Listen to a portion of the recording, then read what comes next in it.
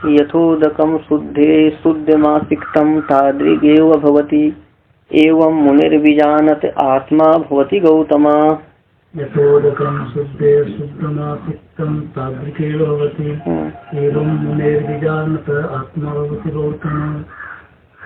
यथा उदकम शुद्धे शुद्धम आसिक्तम तादृग एव भवति एवं मुनेः विजानतः आत्मा भवति गौतम। यथा उदकम, यहाँ पहले अन्वय करेंगे गौतम का। गौतम यथा शुद्धे आसिक्तम उदकम। गौतम यथा शुद्धे आसिक्तम उदकम तादृक् शुद्धम एव भवति। तादृक् शुद्धम एव भवति एवं विजानतः मुनेः आत्मा भवति। एवं विजानतः मुनेः आत्मा भवति। ये नचिकेता गौतम के वंश का है, इसलिए इसको यमराज गौतम कह रहे हैं।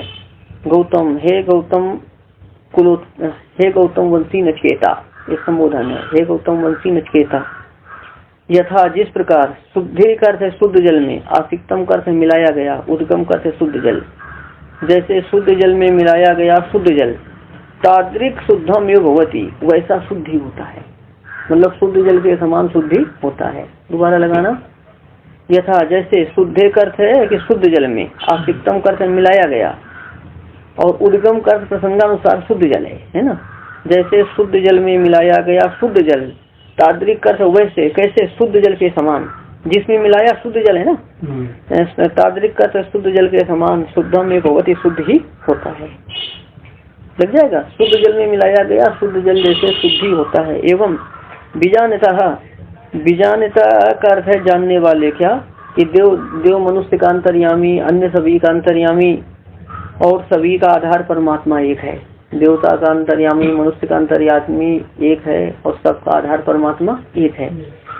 तो इस प्रकार बीजानता का अर्थ है कि एक परमात्मा को जानने वाले, एक परमात्मा को जानने वाले मुनि की, मुनि का अर्थ है मनन करने वाला, मुमुक्षु, मुनि का अर्थ है मनन करने वाला मुमुक्षु।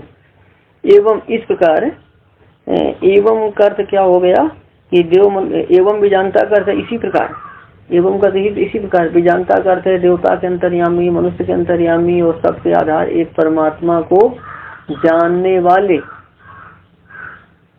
और मुनि का अर्थ मनन करने वाले, जानने वाले और मनन करने वाले। जानने के बाद तो मनन करना पड़ेगा। जानने वाले, मनन करने वाले, मुमुक्षु की आत्मा, मुमुक्षु की आत्मा, मुमुक्षु की आत्मा फिर बहुत ही है ना। मुमुक्षु की आत्मा फिर ऐसा जोड़ना कि परमात्मा साक्षात्कार से विशुद्ध होकर विशुद्ध परमात्मा के समान हो जाती है। परमात्मा साक्षात्कार से विशुद्ध होकर विशुद्ध परमात्मा के समान हो जाती है। जैसे शुद्ध जल में मिलाया गया शुद्ध जल शुद्धि होता है, ऐसे ही इस मुमुक्षु की आत्मा परमात्मा साक्षात्कार से विशुद्ध होकर मतलब अविद्या दोष से रहित होकर, इसी प्रकार मनन करने वाले की आत्मा परमात्मा साक्षात्कार से विशुद्ध होकर, अर्थात अविद्या आदि दोष से रहित होकर विशुद्ध परमात्मा के समान हो जाती है। ये परमात्मा अविद्या रहित है, वैसे ही अविद्या रहित है। मतलब परमात्मा साक्षात्कार से दोष रहित, अविद्या दोष से रहित हुई आत्मा विशुद्ध परमात्मा के समान हो जाती है, ऐसा बताते हैं। देखो व्याख्या में, जैसे शुद्ध जल में मिलाया शुद्ध जल अधिकरण जल के समान शुद्धि होता है, वैसे ही देव मनुष्य आदि का अंतर्यामी और हृदयस्थ परमात्मा एक ही है। इस प्रकार परमात्मा के अभेद को जानने वाले, किस प्रकार कि देव मनुष्य आदि का अंतर्यामी परमात्मा और हृदयस्थ परमात्मा एक ही है। इस प्रकार परमात्मा के अभेद को जानने वाले और मनन करने वाले की आत्मा परमात्मा साक्षात्कार से विशुद्ध होकर विशुद्ध परमात्मा के समान हो जाती है। मुक्त आत्मा प्रकृति के संबंध से रहित होकर परमात्मा के साथ, ये श्रुति देखना, निरंजना परमम साम्यमुपैति। निरंजना का अर्थ है कि प्रकृति के संबंध से रहित आत्मा। अभी तो संसार में रहते क्या है, ये प्रकृति देह इंद्रिय रूप में परिणत प्रकृति के साथ संबंध है। तो जब परमात्मा साक्षात्कार होता है और परमात्मा साक्षात्कार होने पर जब ये प्रकृति के साथ संबंध समाप्त हो जाता है, देहपात हो जाता है, तो ये कहते हैं निरंजना का अर्थ है कि प्रकृति के संबंध से रहित होकर, कौन? मुक्तात्मा प्रकृति के संबंध से रहित होकर परमम साम्यमुपैति, परमात्मा से परम समता को प्राप्त होती है। प्रकृति के संबंध से रहित होकर मुक्तात्मा प्रकृति के संबंध से रहित होकर परम समता को प्राप्त होती है। श्रुति भी समता साम्य है ना, समानता शब्द का प्रयोग कर रही है। इससे भी क्या सिद्ध होता है कि मुक्तावस्था में समानता रहती है और जीव ब्रह्म की स्वरूप एकता नहीं होती है, जीव ब्रह्म का ऐक्य नहीं होता है, बल्कि क्या होती है, समानता। साम्य श्रुति कह रही मुंडक। आगे देखना, मोक्षावस्था में जीवात्मा के स्वाभाविक, मोक्षावस्था में क्या होता है कि जैसे परमात्मा के अपात्मत्वादी 8 गुण है, जीवात्मा भी के भी 8 गुण है, तो परमात्मा के गुण सदा आविर्भूत रहते हैं, जीवात्मा के गुण संसार के सामने तिरोहित हो जाते हैं। तो परमात्मा साक्षात्कार से ये गुण कैसे होते हैं, आविर्भूत। तो जीवात्मा के भी ये गुण आविर्भूत हो जाते हैं, जीवात्मा प्रकृति के संबंध से रहित होता है और ये गुण आविर्भूत हो जाते हैं, तो उसकी होती परमात्मा के साथ परम समता है। ये दोनों के आविर्भूत हो गए ना, इसके तिरोहित थे हुए आविर्भूत हो गए। अच्छा, तो आविर्भाव से परम समता होती है। स्वरूप एकता समझेंगे, जैसे कि ये आकाश है ना, इस आकाश को महाकाश कहेंगे और घट के अंदर जो आकाश है वो क्या होगा, घटाकाश। तो घटाकाश महाकाश है ना। तो अब देखना, घट उपाधि हट गई तो घटाकाश महाकाश तो एक हो गए ना। अच्छा, ध्यान देना। और जैसे जीव ब्रह्म का स्वरूप ऐक्य करते हैं ना सांकर मत में, उपाधि हट गई तो जीव क्या हो गया, ब्रह्म हो गया। तो वैसे ही यहाँ पर 1 मिनट, हाँ, सांकर मत में तो वहाँ घटाकाश महाकाश में भी एकता बताते हैं ना। तो घटाकाश महाकाश का उदाहरण छोड़ो, अभी जैसे जीव और ब्रह्म की क्या मानते हैं, स्वरूप एकता। तो ध्यान देना, स्वरूप एकता तब होती है जब वस्तु एक हो, वस्तु एक हो तो उपाधि के हटने से वही हो जाता है। अब यहाँ पर आप देखेंगे, लेकिन यहाँ पर श्रुति क्या कहती है, समता ही तो कह रही है, स्वरूप एकता तो नहीं कह रही है। 1 मिनट, इसको ऐसा समझो, सांकर मत में क्या मानते हैं, जीव ब्रह्म का स्वरूप एक होता है मुक्तावस्था में। तो कहते हैं कि श्रुति तो क्या कहती है, समता। तो श्रुति क्या कहती है, निरंजना परमम साम्यम कहती। और यहाँ भी ताद्रिक का क्या होता है, वैसा, मतलब उसके समान। तो समानता ही कह रही है ऐसा। अब देखना, अब जहाँ जहाँ जो भेद है ना, तो शंकर मत में भेद जहाँ है जीव ब्रह्म का, वहाँ कैसा मानते हैं, औपाधिक भेद। स्वाभाविक भेद है और भेद कैसा है, औपाधिक, उपाधिक कारण। तो मुक्तावस्था में देह इंद्री कोई उपाधि रहती है, नहीं रहती है। और फिर मुक्तावस्था में भी जब भेद का कथन कहा जाता है, निरंजना परमम साम्यम उपैति, साम्यम है ना, तादृक भवति। तो जब मुक्तावस्था में भी भेद कहा जाता है तो वो उपाधिक मानना पड़ेगा कि स्वाभाविक, क्योंकि यदि उपाधि नहीं है ना, इसलिए उपाधिक भेद नहीं है, वो स्वाभाविक ही है। अब देखना, तो सभी में विद्यमान एक परमात्मा के ज्ञान का फल क्या होता है, मोक्ष।